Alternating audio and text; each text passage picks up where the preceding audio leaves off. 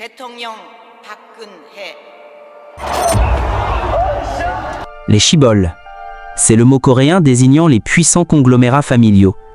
C'est une histoire qui mêle détresse, frustration et arrogance des riches et des hauts puissants.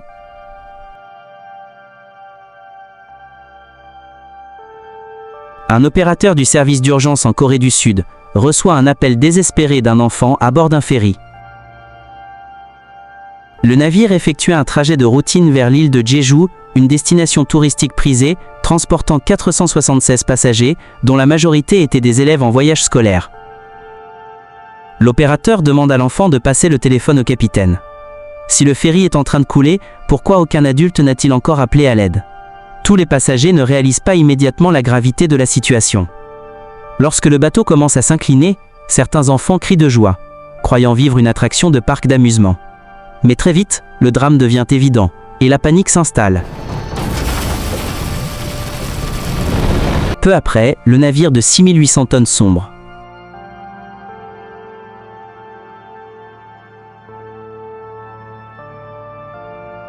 L'enfant à l'origine de l'appel de détresse, ainsi que 300 autres passagers, se noient.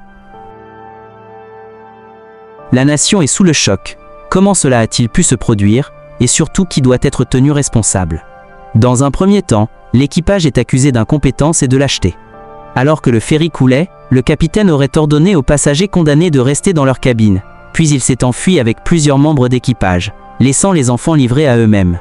La présidente sud-coréenne déclare que leurs actes équivalent à un meurtre, et le capitaine est condamné à la prison à vie. Les gardes-côtes coréens sont également pointés du doigt pour leur lenteur et leur gestion catastrophique des opérations de sauvetage. Mais une enquête révèle bientôt que l'incompétence n'est qu'une partie du problème. Le ferry pesait plus du double de ce que la réglementation autorisait.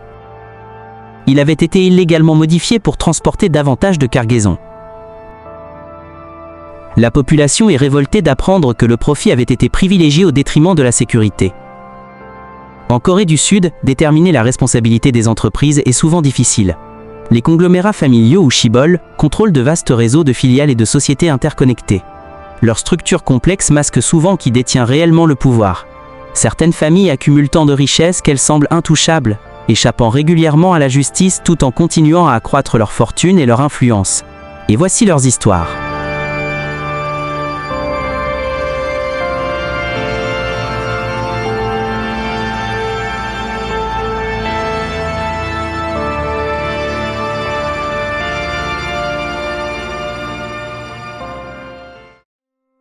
Après la guerre de Corée dans les années 1950, le pays faisait partie des plus pauvres du monde.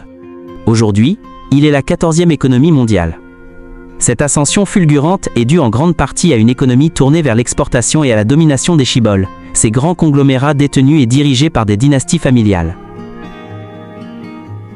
Juste après la guerre, les dictateurs militaires du pays ont injecté du capital pour relancer les industries clés, permettant aux chiboles de croître et de se diversifier dans les technologies, la finance et la production industrielle.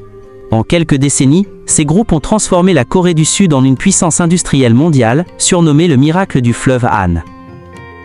Les plus grandes entreprises du pays telles que Samsung, SK, LG et Hyundai sont toutes des chiboles familiaux. Leur chiffre d'affaires représente la majeure partie de la richesse nationale. À lui seul, Samsung pèse une part considérable du PIB. En 2024, Bloomberg estimait que l'entreprise serait responsable d'environ la moitié de la croissance économique du pays. Cette concentration de richesse s'accompagne d'une concentration de pouvoir. Les familles chiboles entretiennent des relations étroites avec le gouvernement, recevant subventions, allègements fiscaux et faveurs spéciales. Les dirigeants politiques de leur côté s'appuient sur ces conglomérats pour obtenir soutien et conseils. Pendant des décennies, les chiboles ont été célébrés comme les piliers du miracle économique coréen. Mais la crise financière asiatique de 1997 a mis en lumière leur fragilité. 13 des 30 plus grands chiboles ont fait faillite, révélant les dangers d'une économie dépendante d'un petit nombre de groupes. Aujourd'hui, une part croissante de la population sud-coréenne s'inquiète de leur domination. D'autant plus que ces familles se retrouvent régulièrement mêlées à des scandales, tels que corruption, fraude, pots de vin, violation du droit du travail, voire crise sanitaire. Pendant trop longtemps, le gouvernement leur a accordé des traitements de faveur, mais la population est de plus en plus exaspérée. En décembre 2014, la vice-présidente de Korean Air, Heather Cho, fait un caprice retentissant à propos de noix de macadamia. Une hôtesse de l'air lui a servi les noix dans un sachet, au lieu d'une assiette.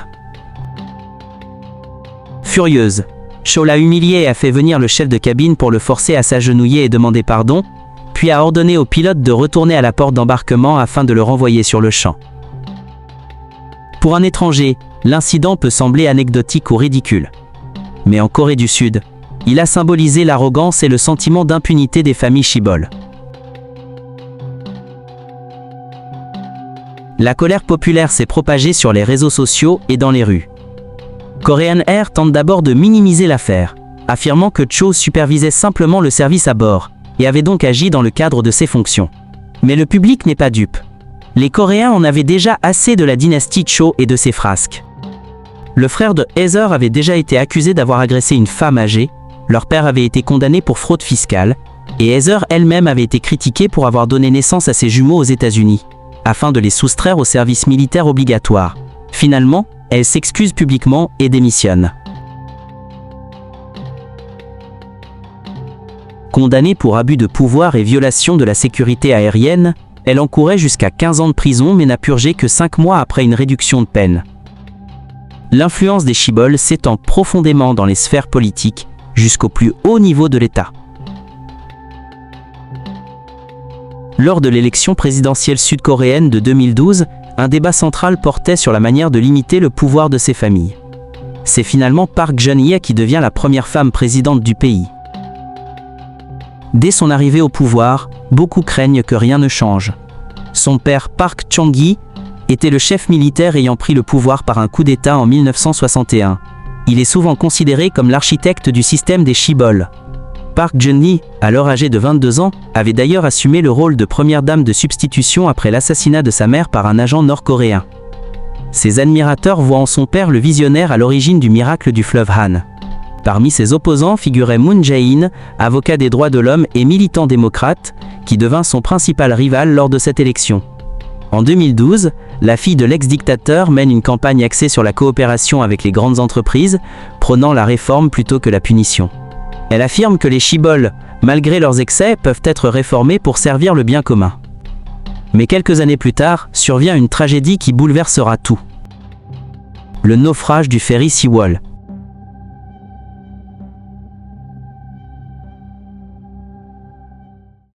Le drame du Sewol dépasse de loin les scandales habituels de corruption ou de fraude. Sous la pression d'une population en colère et traumatisée, la présidente Park promet de traduire les coupables en justice. Après l'examen de dossiers financiers complexes, l'enquête identifie la famille Yoo comme propriétaire du ferry. La présidente déclare publiquement que lui et sa famille sont à l'origine de la catastrophe, et un mandat d'arrêt est émis contre eux. Park lance alors la plus vaste chasse à l'homme de l'histoire coréenne, mobilisant l'armée et près de 10 000 policiers.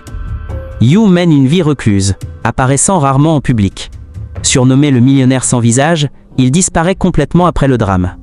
Le patriarche Yoo Byung-in est une figure mystérieuse, homme d'affaires, pasteur d'une secte évangélique et artiste autoproclamé. Charismatique, il avait su attirer une large communauté de fidèles, qu'il convainquait d'investir dans ses entreprises liées à l'Église. Ces sociétés vendaient de tout, du lait bio, des pièces automobiles, jusqu'à des kits médicaux. Cette structure hybride entre religion et affaires avait rendu Yoo et sa secte extrêmement riches, à une époque où la Corée était encore pauvre.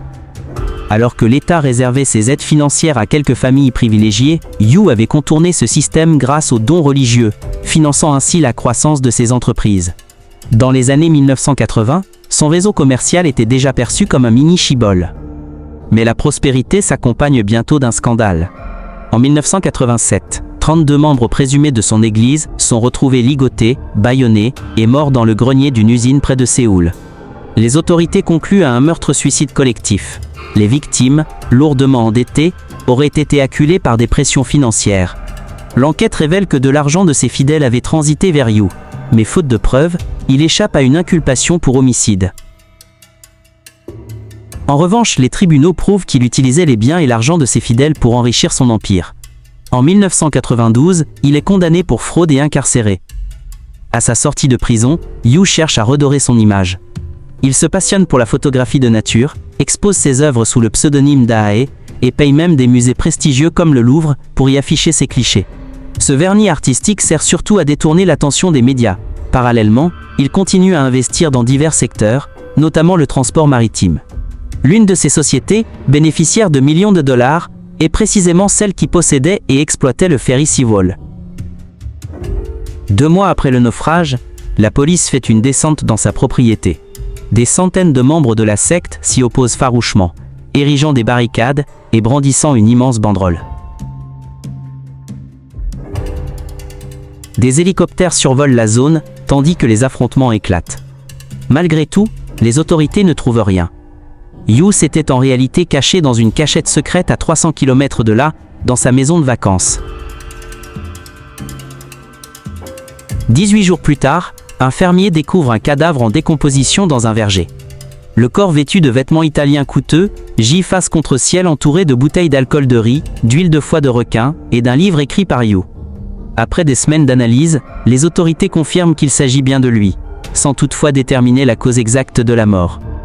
Au fil des investigations, des preuves accablantes émergent. Des fonctionnaires des gardes-côtes auraient fermé les yeux sur les irrégularités du ferry en échange de repas et de pots de vin offerts par la compagnie maritime de Yu. Certains inspecteurs admettent avoir validé le navire sans même vérifier son chargement, se contentant d'une inspection à distance. Parmi les surcharges du ferry, figurait notamment une galerie d'art en marbre installée à bord à la demande personnelle de Yu pour exposer ses œuvres. Ainsi, la vanité d'un homme a littéralement fait sombrer le Seawall. Alors que la colère populaire monte, beaucoup de Sud-Coréens estiment que ce drame a été rendu possible par la négligence, voire la complicité du gouvernement. Certaines familles fortunées comme celle de Yu peuvent aisément corrompre des fonctionnaires. Et parmi elles, une seule famille domine toutes les autres, celle de Samsung. La colère du peuple et la chute du gouvernement. Dans les mois qui suivent le drame du ferry Seawall, la Corée du Sud est envahie par une vague d'indignation. Des vigiles aux chandelles se multiplient à travers tout le pays. Ce qui avait commencé comme des rassemblements de deuil se transforme bientôt en manifestations hebdomadaires. Les citoyens exigent la vérité, la transparence et la responsabilité du gouvernement. La frustration grandit et peu à peu la population réclame la destitution de la présidente Park Geun-hye. En réaction, le gouvernement répond par la répression. Les forces de l'ordre utilisent des canons à eau et des gaz poivrés contre des milliers de manifestants pacifiques. Les autorités vont même jusqu'à espionner illégalement les familles endeuillées, afin d'étouffer les protestations. Mais la colère du peuple ne faiblit pas. Et en 2016, un nouveau scandale d'ampleur nationale éclate, révélant que Park Geun-hye n'était pas la présidente qui allait mettre fin au pouvoir des Chaebol. Bien au contraire. Une enquête journalistique révèle que la présidente Park entretenait des relations secrètes et illégales avec plusieurs dirigeants de grands conglomérats. Samsung, par exemple, aurait versé 36 millions de dollars à la fondation privée de sa meilleure amie et confidente, Cho Mong-sun-sil, une femme sans poste officiel mais exerçant une influence considérable sur la présidente. En retour, Park aurait autorisé une fusion controversée entre 2 filiales du groupe Samsung, une opération qui a permis à la famille Lee, les héritiers du groupe, de renforcer leur contrôle sur l'empire industriel. Le scandale éclate au grand jour. Sous la pression populaire, Park Geun-hye est démise de ses fonctions, devenant la première présidente de l'histoire coréenne à être destituée. Elle est ensuite condamnée à 24 ans de prison et à une amende de 17 millions de dollars. Le vice-président de Samsung, Lee Jae-yong, surnommé le prince héritier de Samsung, est également arrêté et condamné à 2 ans et demi de prison pour corruption. Après la destitution de Park, Moon Jae-in, son ancien rival, est élu président. Il promet de lutter contre la corruption et de ne gracier aucun dirigeant d'entreprise reconnu coupable. Mais dans les faits, le pouvoir de Samsung reste intact. En moins d'1 an, Moon finit par gracier Lee Jae-yong, arguant que le pays ne peut pas se permettre d'affaiblir un conglomérat aussi vital pour son économie. Le président reconnaît que les critiques sont légitimes, mais affirme que l'avenir économique de la Corée du Sud dépend trop de Samsung pour que son dirigeant reste derrière les barreaux.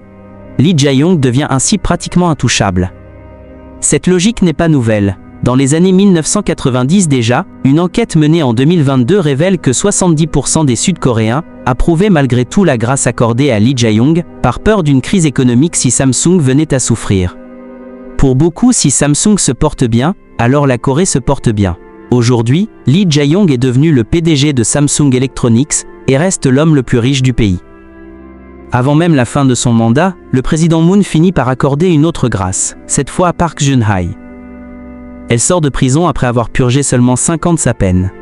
La raison officielle donnée est de promouvoir l'unité nationale. Ainsi, la fille du dictateur et le héritier du plus grand shibboleth du pays retrouvent leur liberté.